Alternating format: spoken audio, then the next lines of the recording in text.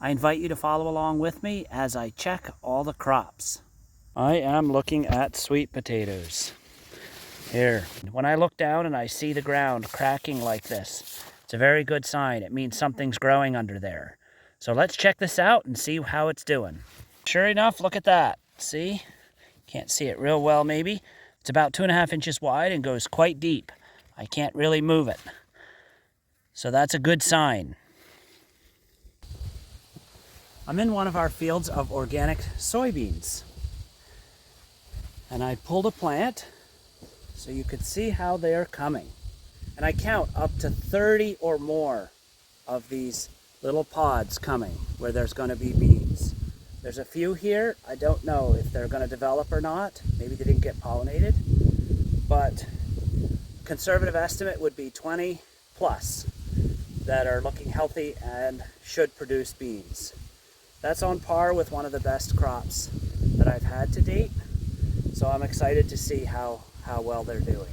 If I flip the leaf over, I can see a few young aphids on it. Aphids like soybean, but the bright side is that ladybugs like aphids.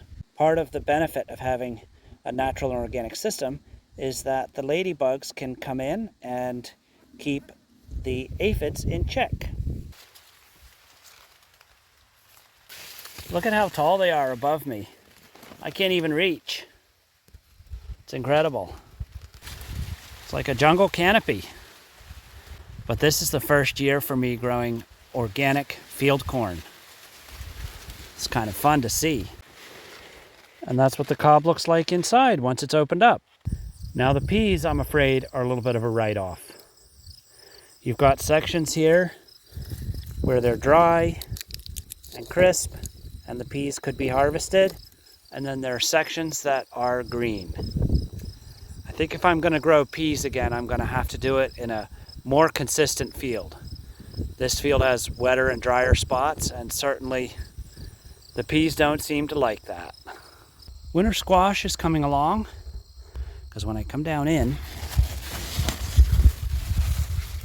they look beautiful. Middle of August. It's my hope that by having squash that's a little more mature going into storage, that it will store better. My brother doesn't think so. He thinks it's a problem in our actual storage because we have too much humidity. So, well, we'll probably try both things. We're going to try more maturity, and we're also going to try more air movement in storage. And winter carrots. This is our last seeding of carrots. Often they're about the size of a pencil by the beginning of September, but they grow a lot in September and October.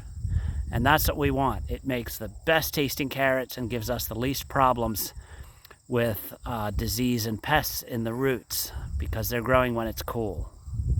If you remember last week, there were still some green oats on the stalks, so we decided to wait. This week they look nice and dry, but you can see something's been walking around in them and packing them down. Doesn't work out well for me because once they're down, I can't pick them up with the combine. So we got to get in here soon and get them harvested. But on another note, early in their life, I had done a video where I showed the alfalfa and clover growing up under the oats, and I was worried that it would come up and take over the oats, but it really hasn't. It stayed down low enough that I can still combine the oats over top. It looks like we'll be able to get an oat crop as well as have it reseeded to a nice pasture mix for next year. And I discovered who's been walking through the oats and probably eating them too. Wild turkeys. So they are my bird of the day.